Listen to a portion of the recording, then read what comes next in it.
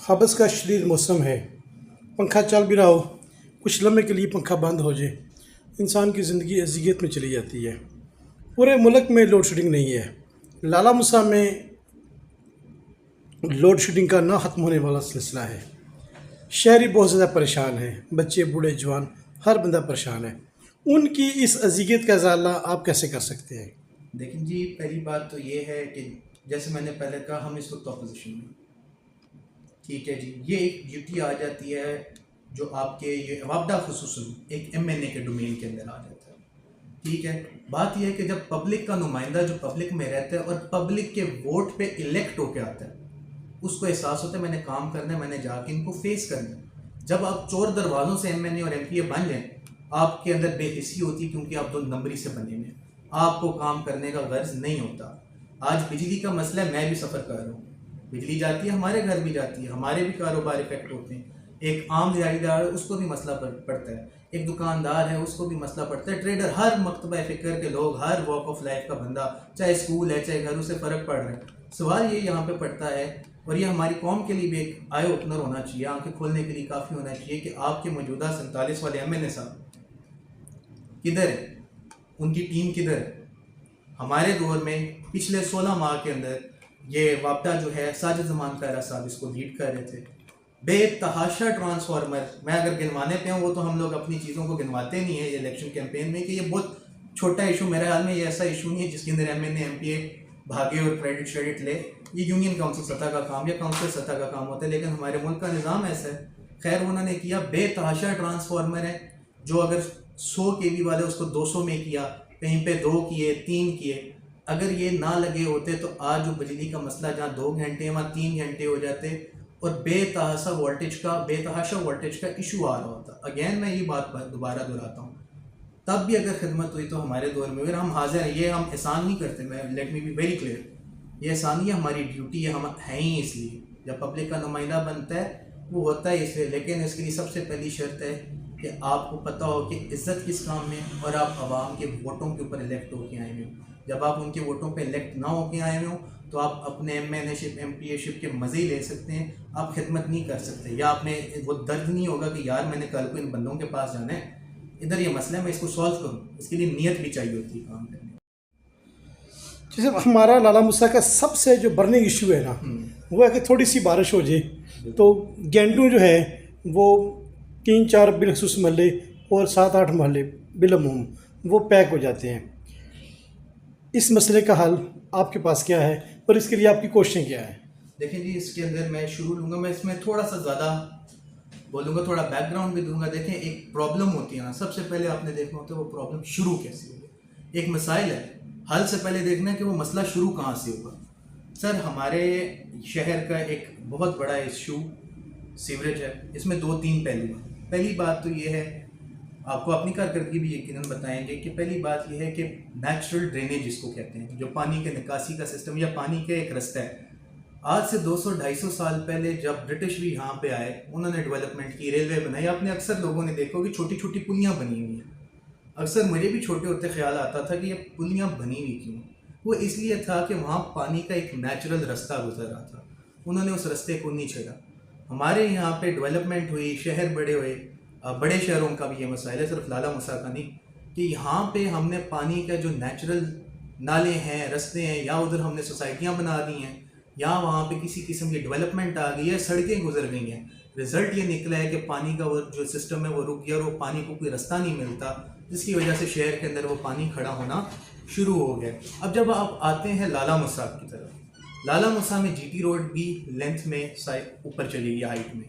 इसी तरह जो पीछे भिम्बर वाली साइड, अगर आप उधर से भी देखें, उसकी भी हाइट ऊपर चली गई। बेसिकली कि प्याला बन चुका है, तो पानी हर लेफ्ट राइट से आके जमा होके सेंटर पॉइंट में खड़ा हो जाता है। अब इसमें अगर कहें कि हमारी भी यकीनन गलती कोताहियाँ होंगी, लेकिन मैं एक चीज़ का दावा करता हूँ, मैं अपनी पूरी इलेक्शन कैंपेन में भी इस चीज़ का करता हूँ अपने मुखालिफिन। आज आपसे मैं बात करते हुए भी ये कह रहा हूँ, 2 दफ़ा लाला मूसा की तारीख, आज 77 साल हो गए ऑलमोस्ट मुल्क को बने हुए, आज़ादी हासिल किए हुए। टोटल 2 दफ़ा सीवेज का निज़ाम डाला। एक दफ़ा 93 की हुकूमत में हाजी असगर कायरा साहब एमएनए थे, और तब बीबी शहीद तंजीमी अमूर के जो अहदेदारान थे उनको बहुत इज़्ज़त दिया करती थी। तब ہمارے جو خاندان کے سربراہ ہیں طاہر زمان قاہرہ صاحب، اور ہمارے اس وقت نائب صدر تھے پنجاب کے ملک مشتاق صاحب، آج بھی حیات ہیں، قصبے کے رہائشی ہیں، وہ بی بی شہید کو ملے. ان دونوں نے بی بی کو ریکویسٹ کی کہ جی ہمیں وہاں پہ سیوریج کا نظام چاہیے. تو غالباً تب تقریباً 12 یا 13 کروڑ روپے کے سیوریج کے لیے فنڈ، اس زمانے کا 13 کروڑ 93 کی میں بات کر دیا گیا، اور اس شہر میں ایک سیوریج ڈلا. پھر ایک لمبا عرصہ گیپ آیا، اور اس کے غالباً 20 سال بعد 2012 میں جو سروس روڈ آج آپ سب یوز کرتے ہیں، یہ سروس روڈ بنی، اور اس کے ساتھ اس کا سیوریج ڈلا. یہ 2 ٹینیوروں کا ہے. کسی اور مخالف، چاہے وہ کلیوال گروپ ہے، چاہے وہ بدر گروپ ہے، چاہے وہ جعفر صاحب آئے، آج نصیر صاحب آ گئے ہیں، آج مدد شاہ صاحب آ گئے ہیں، اس سے پہلے دیونا گروپ یہاں پہ رہ چکا ہے. ان میں سے کوئی ایک بندہ لا کے بتا دے وہ 1 روپیہ سیوریج کے لیے شہر کے لیے لے کر آیا ہوگا.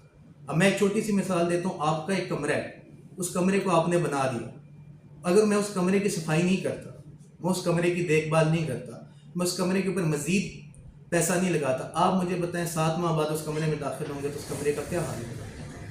ٹھیک ہے جی. اور میرا خاندان 2013 کے بعد الیکشن نہیں جیتا. ہم 18 میں بھی ہارے، 13 میں بھی ہارے، اور اب تو میرے حال میں بولنے کی ضرورت نہیں. کیا ہوا؟ آپشن ہوا، 47 آ گئے کہیں سے. تو یہ گلہ ہمارے سے اگر بنتا ہے یقیناً ہم جواب دیں، لیکن ہمارے سوال کا جواب دیں کہ ہمارے علاوہ کوئی فنڈ لے کر آیا اربوں روپیہ اس کے لیے؟ کیا کسی اور کو یہ سوچ تھی؟ اور میں اس میں آپ کو 2 چیزیں اور بتا دوں.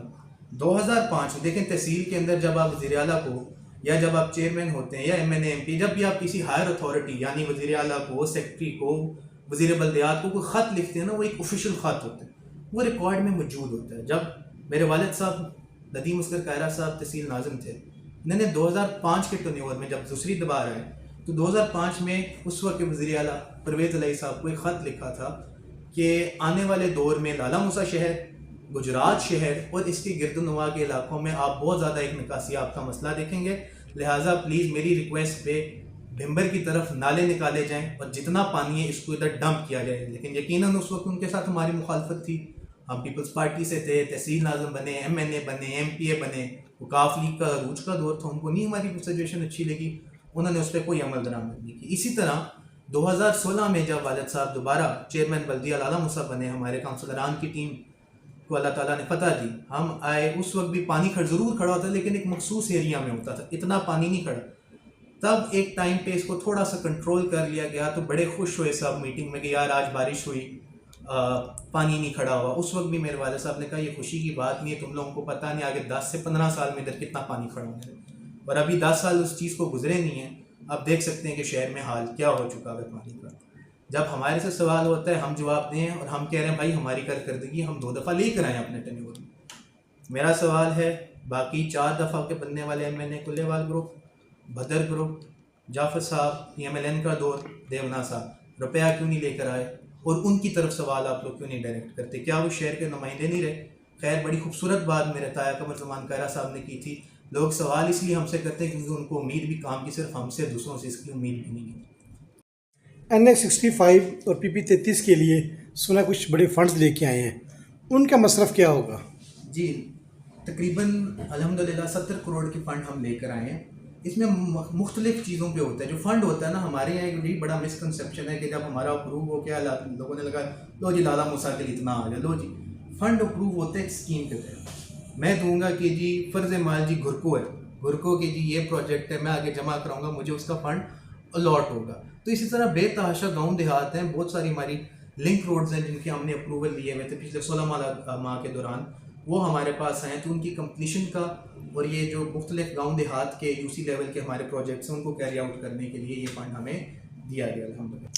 اچھا، ہمارے معتبر ذرائع کے مطابق کہ آپ اس علاقے کے لیے کافی ساری برانچ سڑکوں کے لیے جو ہے فکر مند بھی ہیں، اور آپ ان کے پاس کو پروگرام بھی ہے، آپ کے پاس فنڈز بھی ہیں. تو کیا ہمارے دیکھنے والوں کو آپ یہ بتا سکتے ہیں کہ کون کون سی برانچ لائنیں جو ہے وہ پائپ لائن میں ہیں جن کو آپ پائے تکمیل تک بنانے کے لیے، ان کی مرمت کے لیے، ان کے اثر و تعمیر کے لیے آپ کے پاس کیا پلان ہے؟ لیکن جیسے کہ میں نے عرض کیا کہ یہ کلیکٹیو فنڈ ہوتا ہے. اس میں اگر ایک ایریا کو اسپیسیفک پن پوائنٹ کروں تو وہ دوسرے ایریا کے ساتھ زیادتی ہو جاتی ہے. اس میں ڈھیر ساری 3-4 ہماری پائپ لائن میں تھیں، جس میں سے 2-3 جیسے کہ ٹی بی چاند کی ایک لنک روڈ ہے، بلیسنا والا کام ہو رہا ہے، ہمارے پسوالی کے اندر کام ہوا ہے, چکوڑی شیر غازی میں کام جا رہا ہے, بلوٹ مختوم جو ہے ہمارا کام ہو رہا ہے. تو بے چارہ لوگوں میں ہو رہا ہے, اس میں گلیاں نالیاں بھی ہیں, اس میں گاؤں دیہات کے ڈیولپمنٹل فنڈ بھی ہے, ان کے بائی پاس بھی ہیں, لنک روڈ بھی ہیں. تو یہ آپ کو ود پیسج آف ٹائم الحمدللہ, یہ ابھی بارشوں کی وجہ سے تھوڑا ہمارا ڈیلے آ گیا, نہیں تو بائی دا نیکسٹ ویک, اگلے ہفتے تک آپ کو اللہ خیر کرے, آپ کو ان چیزوں کے اوپر ڈیولپمنٹ باقاعدہ آن گراؤنڈ نظر ہے. جس وقت جو لوگ آپ کو دیکھ رہے ہیں ان کے نام ایک محبت بھرا پیغام. میرا محبت بڑا پیغام یہی ہوگا, جس چیز کو میں پروموٹ بھی کرتا ہوں, کہ ہم بہت مشکل دور سے گزر رہے ہیں. کوئی بھی انسان ہے, چاہے وہ انڈسٹریلسٹ ہے, چاہے وہ ایک کام کرنے والا ہے, چاہے کوئی بھی ہے, جو کوئی اپنا حق حلال سے کام کر رہا ہے, اس کے لیے یہ دور کوئی آسان دور نہیں, انتہائی مشکل دور گزر رہا ہے. اس کے اندر فرسٹریشن بھی بہت زیادہ ہو چکی ہوئی ہے, اور ہماری قوم کے اندر کلیکٹیولی ایک عدم برداشت بہت زیادہ ہو چکی ہے, اور اس عدم برداشت کا نتیجہ یہ نکل رہا ہے کہ چھوٹے بڑے کا ایک ادب ختم ہوتا جا رہا ہے. ٹھیک ہے, میں دوران الیکشن کیمپین بھی, کیونکہ ابھی ریسنٹلی گزری, میں ایک چیز کی ریکویسٹ کرتا تھا, خصوصاً اپنی لوٹ سے, سوال جواب کرنا ہمارا حق ہے اور یہی جمہوریت کا حسن ہے.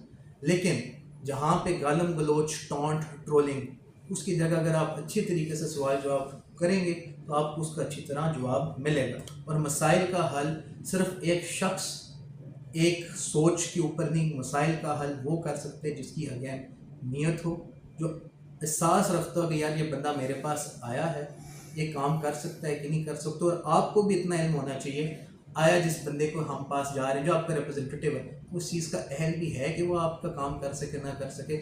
نعروں پہ آپ آگے تو آ سکتے ہیں, لیکن اگر آپ میں اہلیت نہیں ہے تو آپ کخ نہیں کر سکتے. یہی میرا پیغام ہے. Thank you ji, thank you.